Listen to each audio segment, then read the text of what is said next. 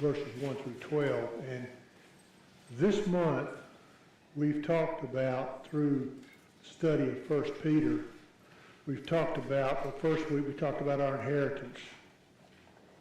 Our inheritance is the grace of God given through the death and resurrection of Jesus Christ. Second week, we talked about our mandate. And Peter told this to the people in Asia Minor that their mandate was to be holy like God. Try to strive to be holy. Third week, we talked about our identity. Our identity is that we are Christians, and because of, again, the death and resurrection of Jesus Christ, we have an identity that we can call our own. Last week, we talked about our witness. Talked about our actions and our attitudes and how they affect people's understanding of the gospel, and how we are either God's mouthpieces or we are not. Remember the little paragraph last week talked about the guy in the van driver who almost hit a pickup truck that pulled out in front of him and got out of the van and was berating the guy, the driver of the truck, and that a passenger in the van had to actually physically detain him and put him back in the van so he could go, and he was in the church van. So that was not a very good witness for Jesus. Well, today, we're finishing up this month talking about our relationships. This is not a lesson that I look forward to teaching because it's well, we'll get into it in a minute. But it starts with Peter 3, 1 through 6. What's interesting about this is that the first 6 verses here are telling women about how they should treat their husbands. Verse 7 by itself tells husbands how they should treat their wives. So we'll see.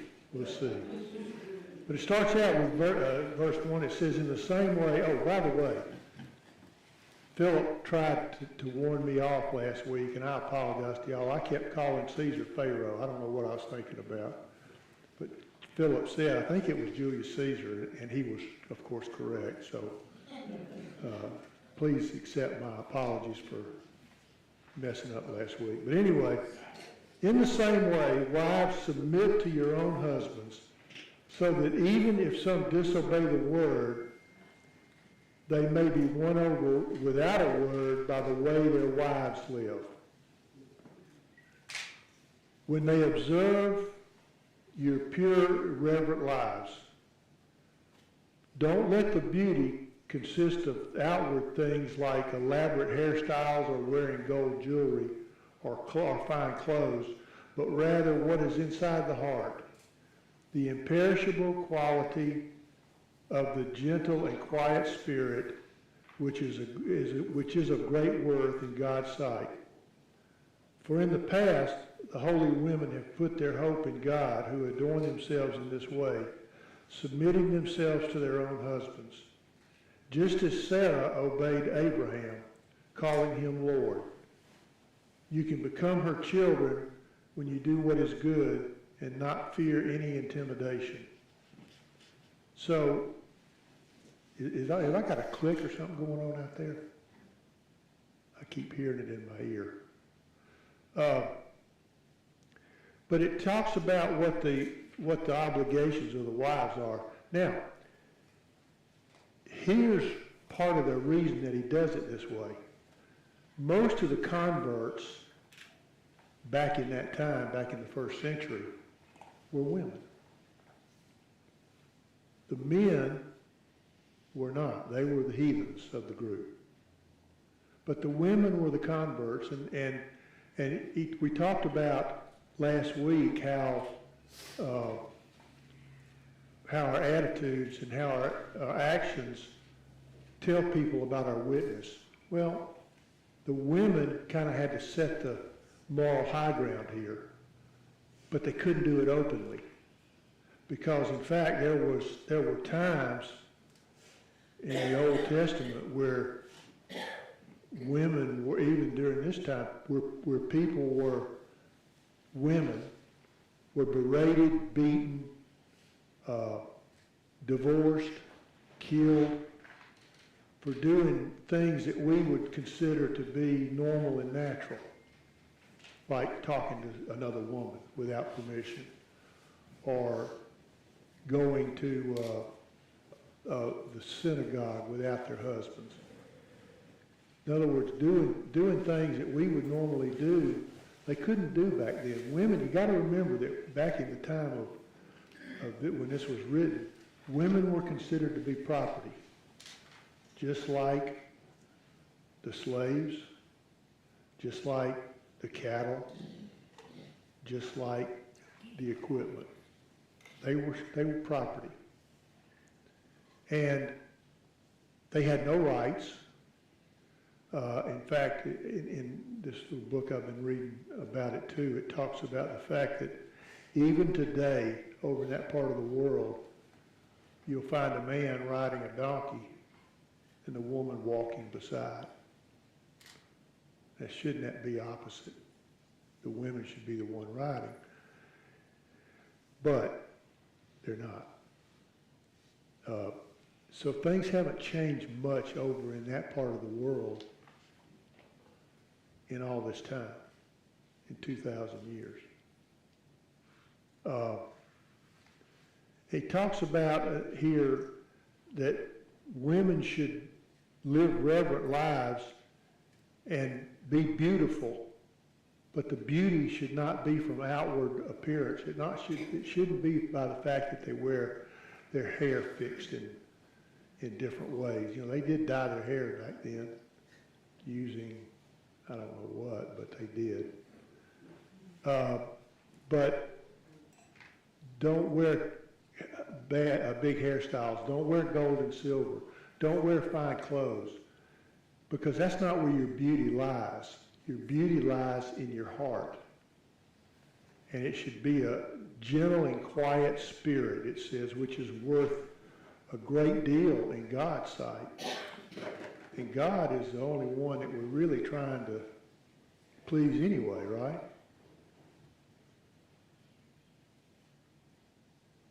Right. Thank you.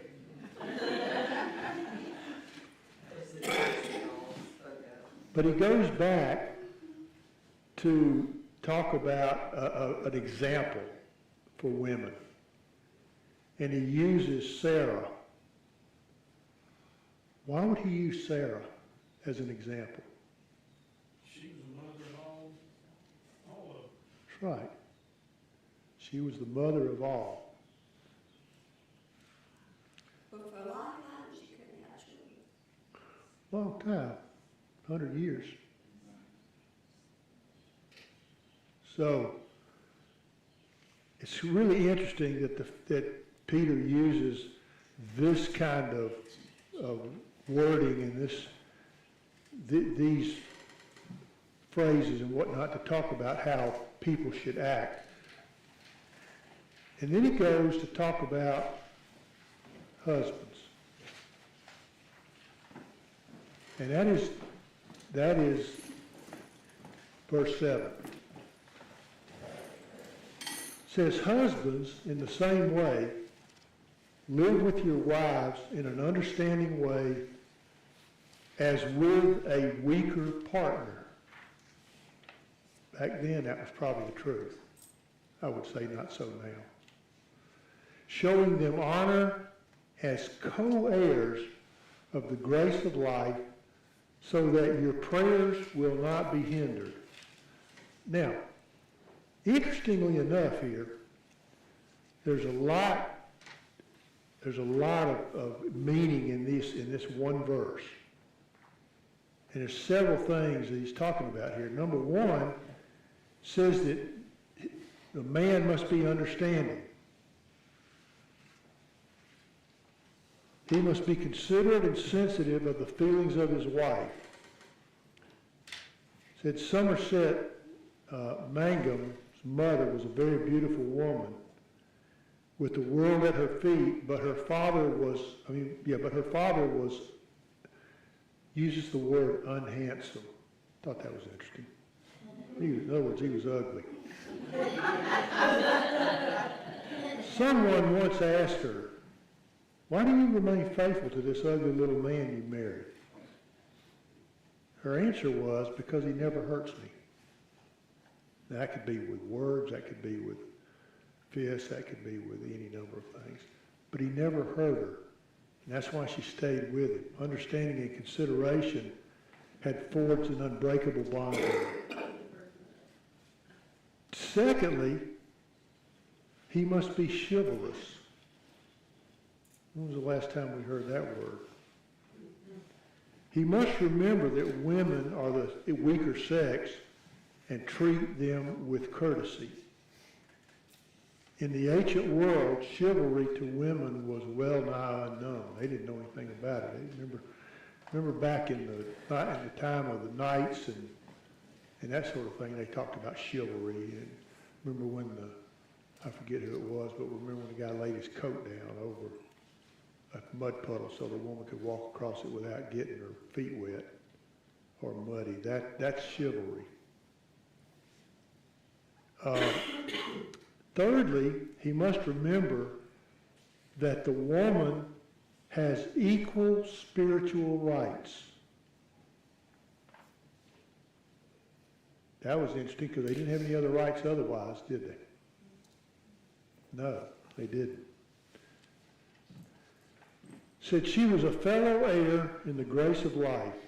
Women did not share in the worship of the Greeks or Romans as the men did back in that time. Even in the Jewish synagogue, they had no share of the service. And in the Orthodox synagogue, they still have none. So things haven't changed a whole lot. Fifth, unless the man fulfills these obligations, there is a barrier between his prayers and God. As one author put it, the sight of the injured wife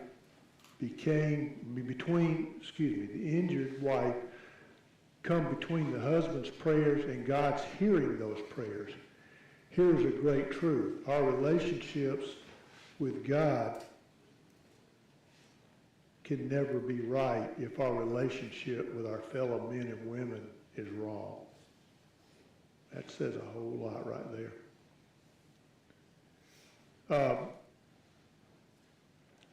So it goes on in verse 8 where it says, "Finally, all of you can be like-minded and sympathetic, love one another, and be compassionate and humble."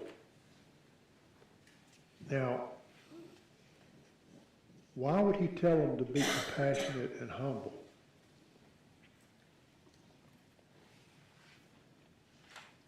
Because people are going to make mistakes. That's a good return. It says, not paying back evil for evil or insult for insult. On the contrary, giving a blessing, since you were called for this so that you may inherit a blessing. Remember back in a couple of weeks ago, we talked about don't give an insult for an insult. Don't give a evil for evil. Remember those five words we talked about? Malice is one of them. Deceit. Those words he's still using as he goes into chapter 3 here. But give a blessing, because if you get a blessing, you'll inherit a blessing. For the one who wants to love life and see good days, let him keep his tongue from evil and his lips from speaking deceit. There's one of those words. And let him turn away from evil and do what is good. Let him seek the peace and pursue it. because the eyes of the Lord are on the righteous, and his ears are open to their prayers. But the face of the Lord is against those who do what is evil. What do those 5 verses sound like? As I was reading them, I thought, this seems like a recipe for getting along with people.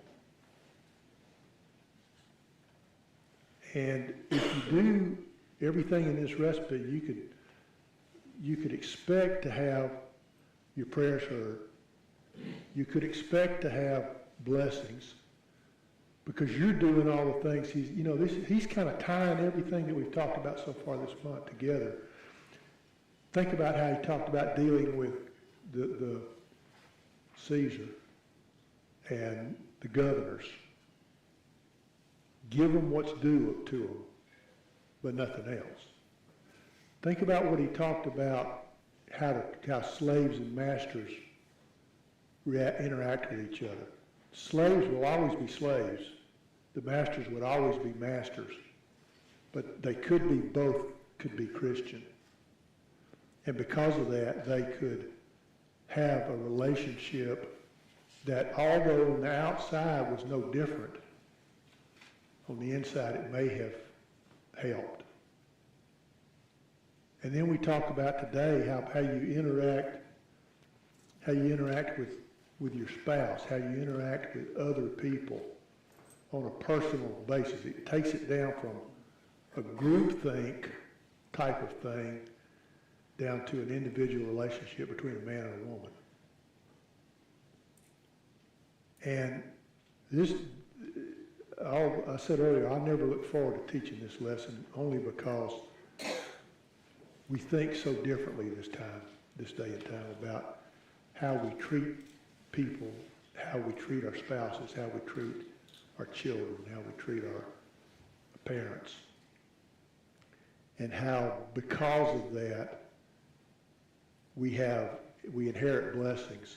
And because of that, we inherit the grace of God, which we would not normally receive if we are doing evil. Peter says here. Now, you remember a couple of weeks ago we talked, Peter had never met these people. So it was pretty forward for him to be saying these kinds of things to people that he only had met through correspondence. He had never personally met any of them. And because of that, he could have been denied, he could have been insulted, he could have had evil thrust upon him. A lot of negative things could have happened. However, they didn't, because Peter was telling them things that actually made sense to them, things that they could understand in their normal daily lives. And as a result of that, we're able to go back and read these verses and these commentaries about what the mark of a Christian life is. And that's everything in these 12 little verses right here.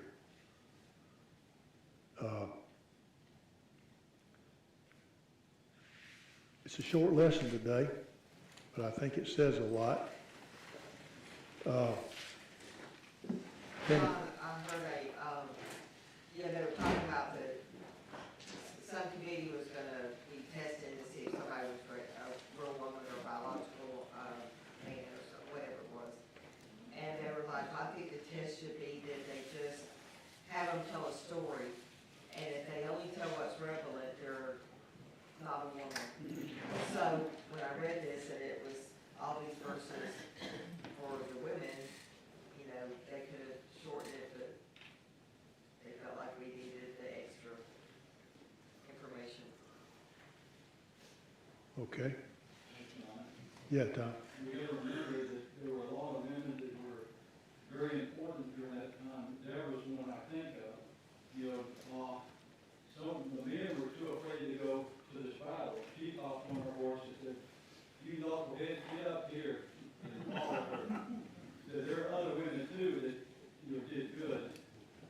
Well, I agree with you, and, you know, it says in one of these verses that the women are the weaker sex. That's not true. For some women, I'm not talking about physical strength, I'm talking about strength of character.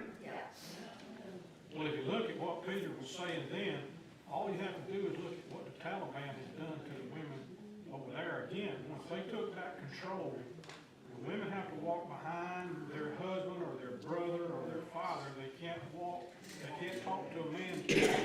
And now they've instituted a law that the women can't even talk to another woman in public. Well, and that's one of the things in this commentary, Back those days too, the women were treated as so much. they were property. Yeah. That's due to a lot, that's due to a fear of a loss of control. Sure, it's all about power. That's from, Yeah. they know that if they allow that, then they stand the possibility of losing control because they have such a strong sense of character that they can possibly lose control of. Sure, They already have. sure. I saw a Muslim woman that she was on the beach and she goes, we can't eat because they can't do, nobody can see them. Can't raise the burqa. And then she said, but now wherever it was, maybe it's overseas, but they had a tent. And she says, I can go to it, I can put down this flat, and I can pull up my burqa and turn around, and nobody can see my hair, nobody can see my face, and I can eat. And one man said, well, I thought y'all ate, because he said, I've seen spaghetti going down, like noodles going down the burqa. And he said, I thought you kind of ate from, you know, from top down, but, I mean, that's how bad it is. It's scary. One day that'll change again, and they will lose control. That wall come out, and they will lose control due to the strength of character of those women, and the men that do believe. I heard another Muslim man who had gone to, I can't remember the guys, he said, why did you move to a white country? And he goes, because I need to spread my religion everywhere. And the man interviewing, so I had to go to a white country to do that, the way he described it. And he says, but if a Christian came to your nation, what would happen? He goes, oh, they would be killed. And he said, so you want to let you come into ours and speak for your God, but nobody can come into yours? He goes, no, it's our law that we would have to kill them. See how that's working for the United States right now? Yeah. Well, you know, we hear a lot of commentary today about free speech. My question has been through all of this is, who actually has the right in this country to have free speech? Is it the people like you just described? They can come in here not as citizens, but as visitors and spread that type of rhetoric. Well, I don't know, the courts will tell us shortly. courts will tell us, but what will change, that's the question. Well, I think the people from Colombia, is that who it is, are tearing up their, No, Venezuela. no, the ones that are here that are upset because they arrested that guy, they're tearing up their diplomas Good. from Columbia University because they don't like it. That Hey, they're whatever, again, whatever floats your boat, right? It's not a sin for us to lie, sin is further than sin for a religion.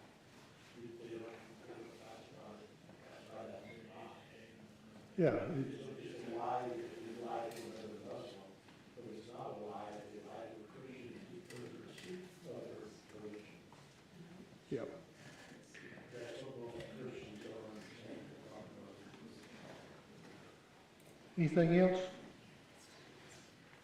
No, let's bow and we'll close. Thank you so much, Lord, for this day, and thank you for the excellence of this Sunday school class and all the people in here.